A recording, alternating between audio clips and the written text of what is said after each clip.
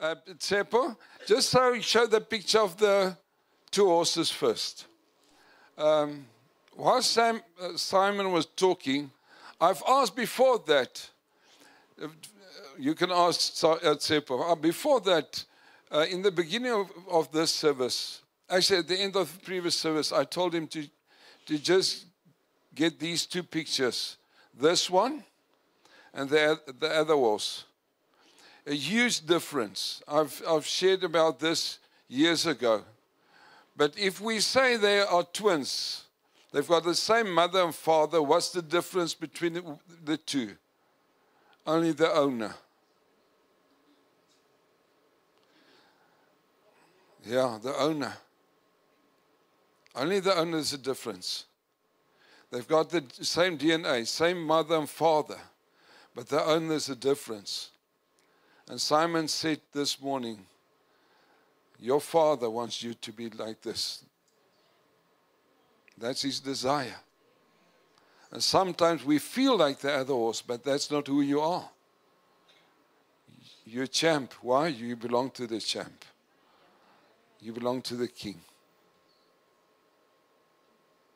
And we need to renew our mindset concerning this. The last picture, Tsepo, the cat. Sometimes we see ourselves like this, as a cat, but God sees as a lion. Amen?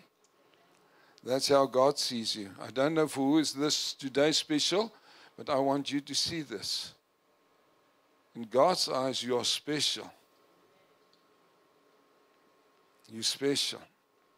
Why? He paid the price for you. Amen?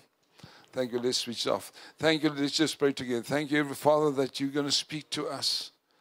And Holy Spirit, we invite you to help us to not only to hear, but to understand. But not only to understand, but that we will live out what we are going to hear this morning. That will you help us to refresh, renew our mindset, and that we will really spend time with your word and with you, Father. That's our prayer this morning, Father, in the mighty name of Jesus Christ. Amen. Amen. You are new here. It's the first time that you are here. Let's give them a hand. I see new faces here. Welcome here, ma'am. Sir, welcome here. I want to start with this story. You know that we were on leave. Get the picture of Jongensfontein. We were on leave, and it was an amazing time. We were still by. But I want to tell you a story. We had friends there in Stilbaai that they were members of our church years ago. They were members of our church. Then they moved to Musina, and now they're staying in Stilbaai. And they're part of the sea rescue team. Actually, he's the voorzitter, he's the chairperson of the sea rescue team. But he told me a story.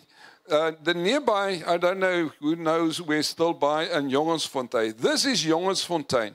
It's a upper class place. It's actually, it's not actually a town because there's only one cafe, but there's a lot of, not a lot, there's perhaps 300 houses. It's really the high, the mighty, and they are staying there. But the bad side of this place is there's no proper swimming ocean or place where people can swim. The only place they can swim is between those rocks, and that's 15 meters.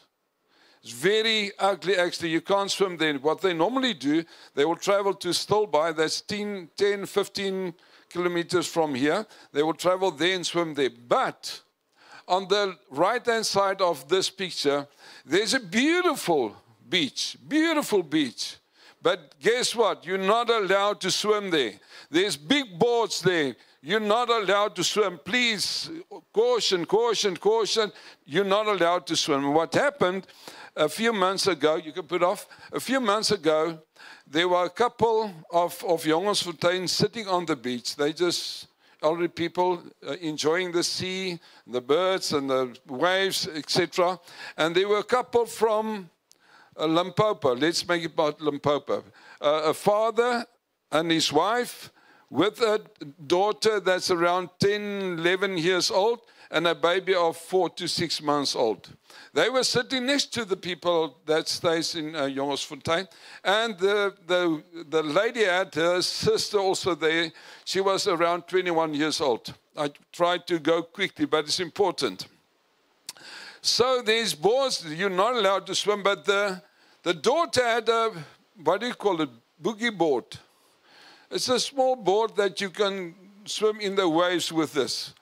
And she started playing in the shallow waters. Eventually she's moving deeper and deeper. And then the couple from Jongersfontein, the lady pushed her husband and said to her husband, listen, you better tell that couple, this daughter of theirs, she's not allowed to swim here. She will get into trouble. So the old woman said, no, he's not going to talk to the couple because the man is a strong young man. He's not going to interfere with that. Right. What happened eventually, the waves took the girl into the sea, deep into the sea. And as she was trying to get back, she couldn't get back. So she started screaming. Then the parents saw that, listen, our daughter is going deeper and deeper. The father jumped into the sea. He tried to get her, and he's also been pulled into the sea. Then the mother, remember she was pregnant a few months ago, she tried to go and save them, and eventually they were in trouble. This couple, the friends of us, eventually they saved them. But the story is this. And this is the story. There were a couple on the beach. They knew what was the truth. That it is dangerous to swim here. And they did nothing. Story number one. They knew you're not allowed to swim here. And they did nothing. The second story is they put on the boards there not to spoil people's lives, but to save people's lives. Amen. They know people want to have fun, but not here. Why? Because this is a dangerous place. That's why they put on the boards. And if we obey the boards, guess what? You will not fall into trouble. The lady nearly died, passed away. They just saved her. The daughter and the husband, they were surfing there. They could pick up the husband and the daughter. But the lady, I spoke to my friends, our friends, they said she nearly died. But what's the story? The story is, if we know that things are dangerous for people, listen carefully what I'm saying. If we know as parents, even as children, that there's things that's dangerous for our kids or for people, don't be quiet. We've got the responsibility to say, hey, my sister, I love you, but you're playing with danger now. Don't go there. This route, this place, this sea is not good for your life. Amen.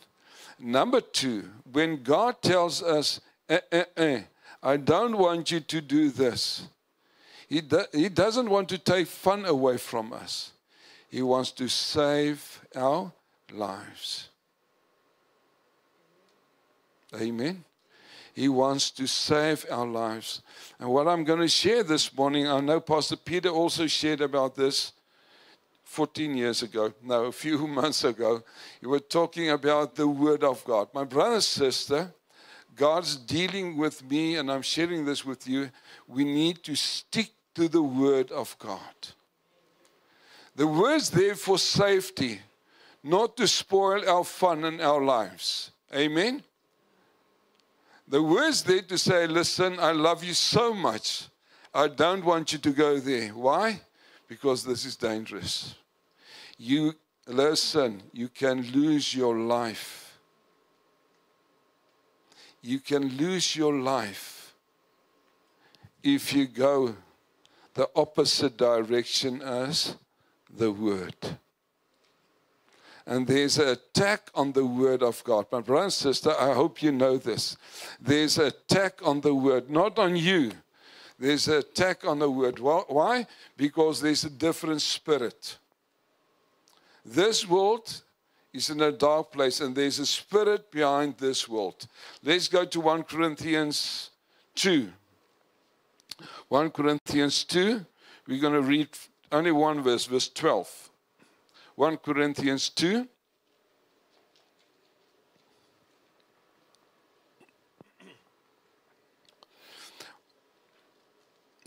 The title of my message this morning is Keep on to the Word. Hold fast on the Word.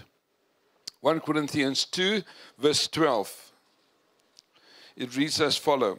Now we have received not the Spirit. Can you see it's a spirit? It's a spirit. Now we have received not the spirit of this world, but a spirit whom is from God, that we might know the things that have been freely given to us by God. There's a spirit behind the things of this world. There's a spirit behind it. My brother and sister, Paul is saying in 2 Corinthians 10, verse 3 and 4, our enemy is not flesh and blood. Not flesh and blood, but evil spirits. There's a spirit behind us to transform us to become like the world. Romans 12, verse 2. We need to renew our mindset, not to be transformed by this world, but to be transformed by the renewing of our mind. My brothers and sisters, what I'm trying to tell you, God's word is true, and we need to obey His word. If we're not obeying His word, if we allow the lies, and I'll get personally later, if we allow lies in our lives, guess what? The devil's going to kill, steal, and destroy in our lives. Amen? If we disobey, be careful, don't swim here.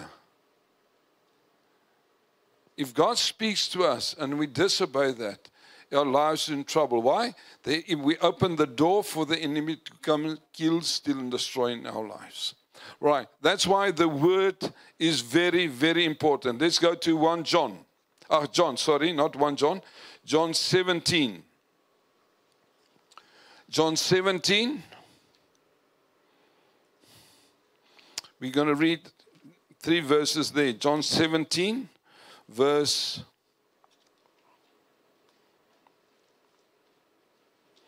Let's read verse 14. Let's start 14. We're going to read verse 14, 16, and 17. John 17, 14.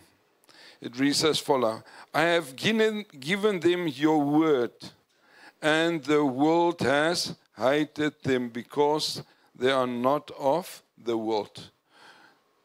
Did you hear that?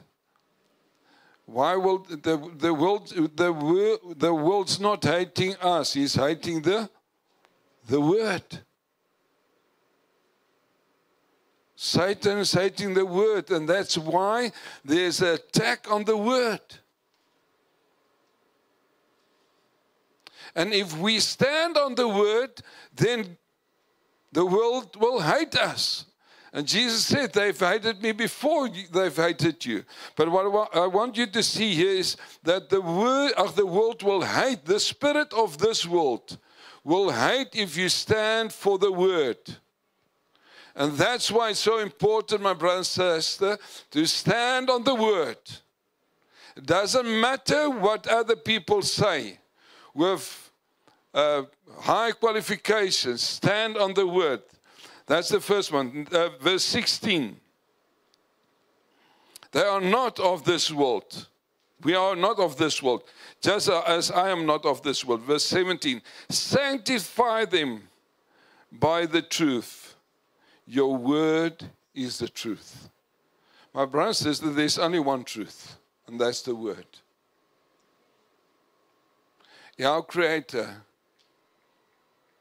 our God said, listen, this is the manual for the human being, for the believer.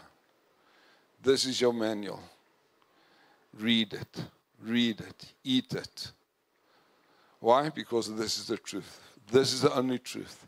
And sometimes there are clever people, and sometimes there's newspapers and on the TV, on your cell phone, on the internet, on YouTube, things that you will read that's opposite. I'm not saying there aren't things that's very good. That's not what I'm saying. But anything that's against the word, you need not to take.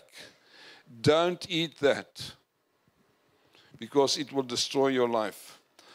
Why is it when we obey the word, what will happen to us? Let's go to John 14. What will happen if we obey the word? John 14, verse 21.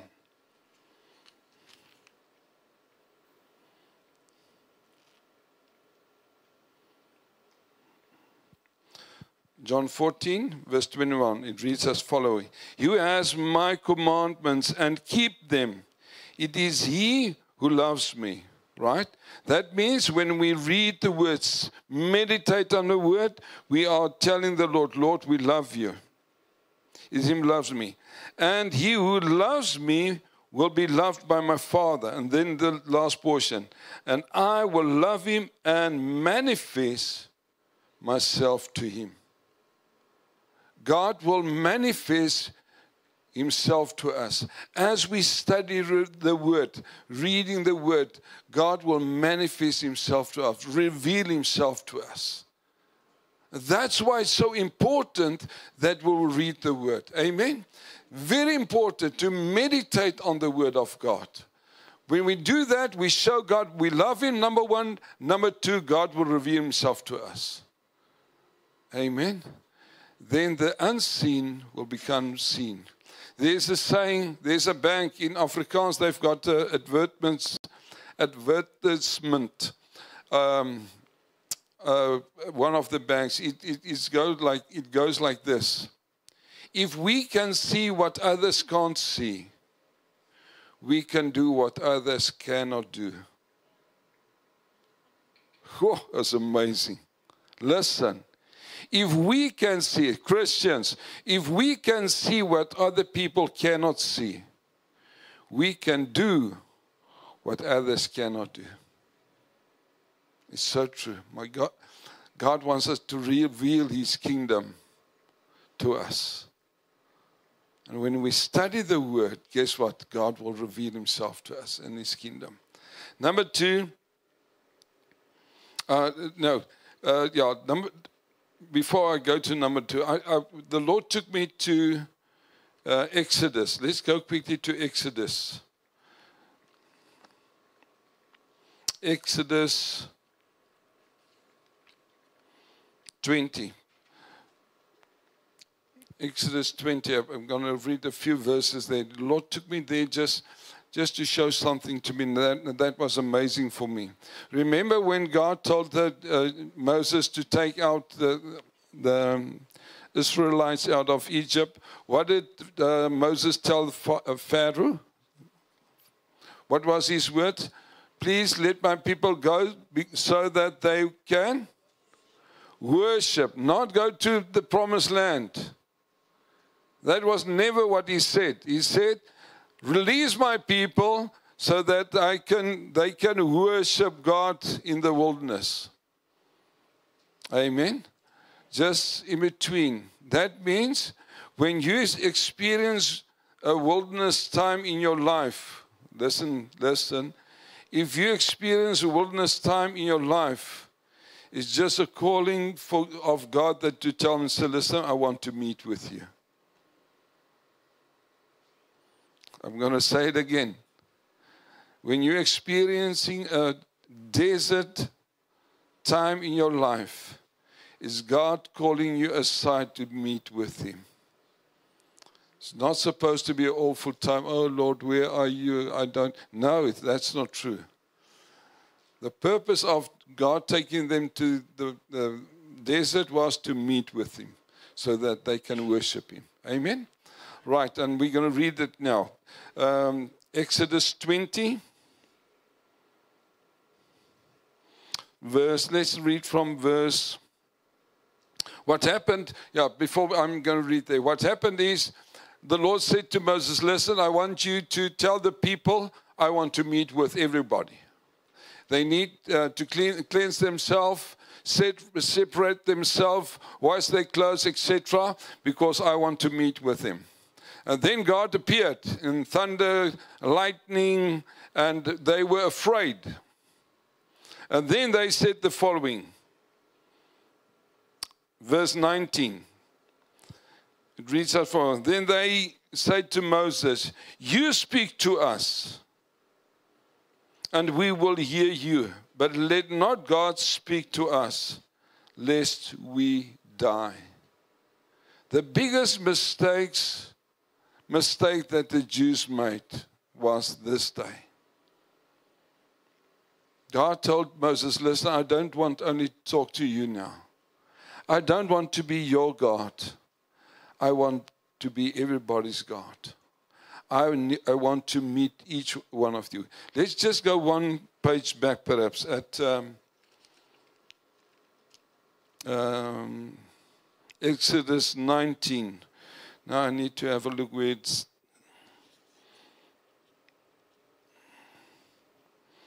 God said to them, sorry, I'm just looking.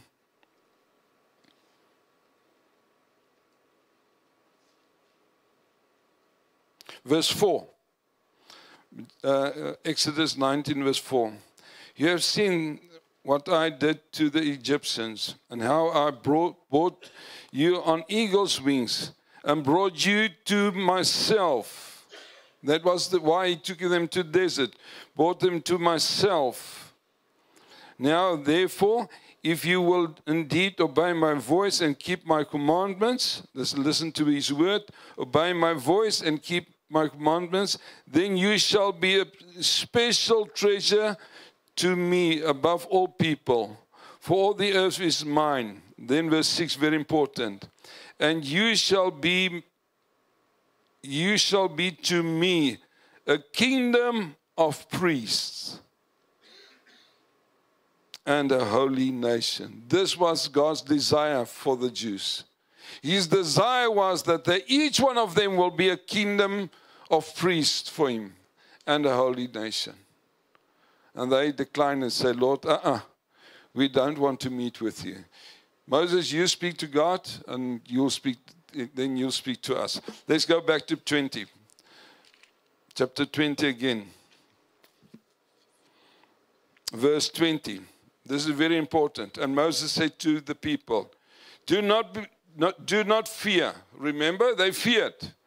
And Moses said, do not fear, for God has come to test you, and that his fear may be before you, so that you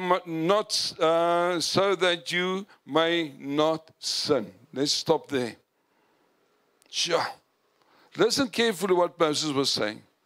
The people were saying, we're afraid. Moses said, no, not that kind of fear. Not that kind of fear. God wants to meet with you. And when you spend time with him, guess what? You will not sin. Do you read it there? Let's read again. And Moses said to the people, do not fear. That means, guys, I don't want you to fear God. For God has come to test you, and his fear may be before you, so that you will not sin. What Moses was saying to them, if you spend time with God, spend time in his presence, guess what? Your desire for sin will disappear out of your life. My brother and sister, for me and you to get rid of sin, spend time with God. Spend time in his presence. Guess what? And the lust of the flesh will disappear. Remember 2 Corinthians 3:18. In his presence we are being transformed into the same image. Amen? When we spend time with God, guess what? It transforms us. Sometimes I'm not going to do it. No, don't go there. Let's just spend time in the Word. Let's just spend time with God. And when we spend time with the Word and with God, guess what? The flesh will die. They were right. Remember, they say, if we enter into God, we're going to die. It's true, not physically, but their flesh will die. And their desire will be to God. Amen? That's why, my brother and sister, I want to urge you, spend time with God. Spend time with God. Read the Word. Meditate on the Word. Meditate on the Word. Guess what? Your flesh will die. Amen? That's a way out.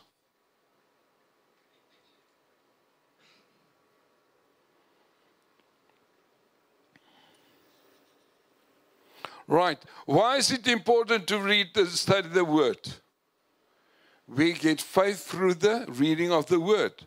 Romans 10:17. Let's go there. Romans 10:17. When we read the Word, it creates faith.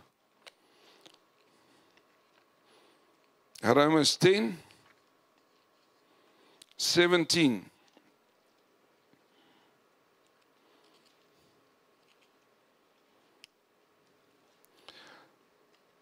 Romans 10, verse 17. So then faith comes. Listen, I'm stopping there. If there's no faith, read the Word. Faith will come. Do you see it here?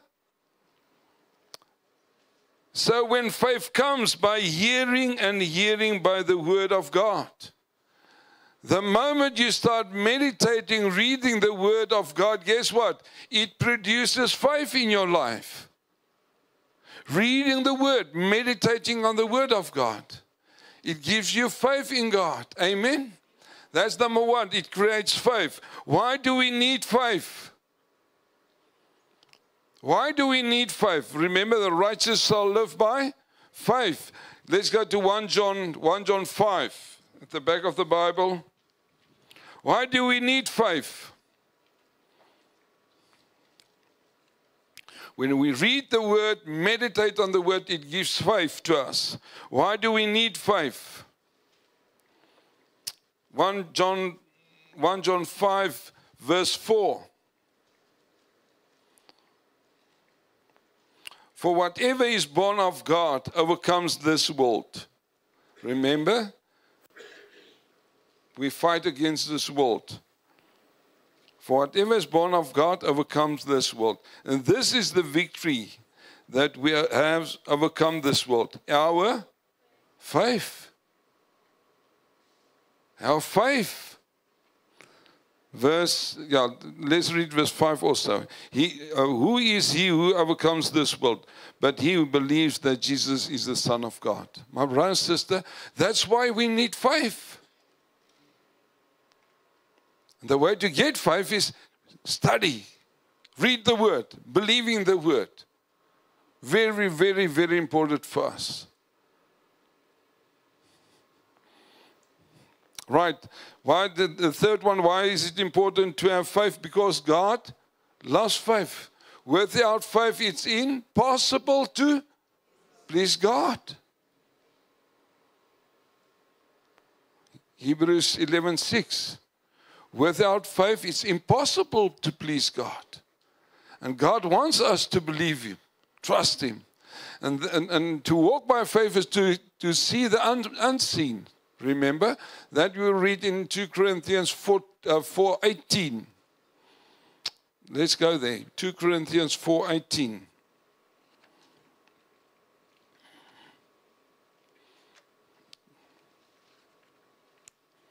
Two Corinthians 4.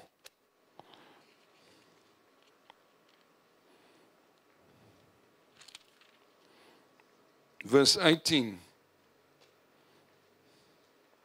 While we do not look at the things which are seen, but the things which are not seen. For the things which are seen are temporary, but the things which are not seen are eternal.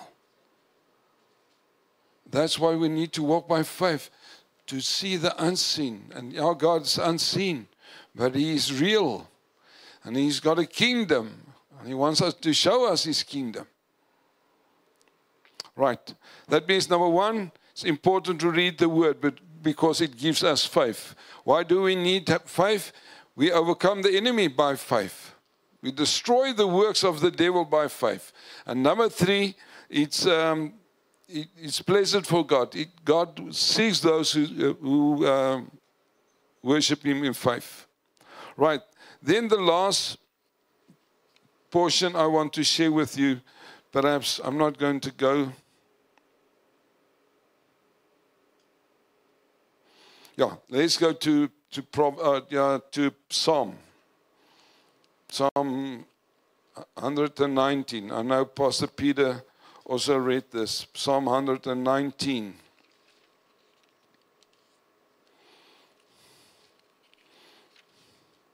I'm just going to read. There's a lot of verses. You can write down, for those who's writing down, from verse 9 to 11. Perhaps let's read it. Psalm 119, verse 9. It reads as follows. It reads, how can a young man cleanse his ways? By taking heed according to your word. With my whole heart I have thought you. Oh, let me not wander from your commandments. Right, and the one I actually want to go to is 105. Psalm 119, verse 105. Your word is a lamp to my feet and a light to my path. My brother and sister, if we switch off all these lights, it will be pitch dark. And the only thing that will help us is if there's light.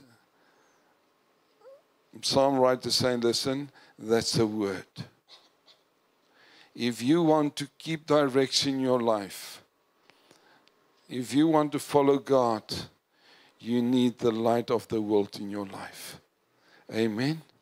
My brother and sister, I've said it, and I'm going to close with this. Outside there, the world wants to swallow us. The world there wants to transform us, to act like them, to talk like them, to behave like them. But we did not receive that Spirit. We received the Holy Spirit so that we can know what's God's plans and purposes for us. It's dark outside there. The only thing that we've got, two things, the Word and the Holy Spirit.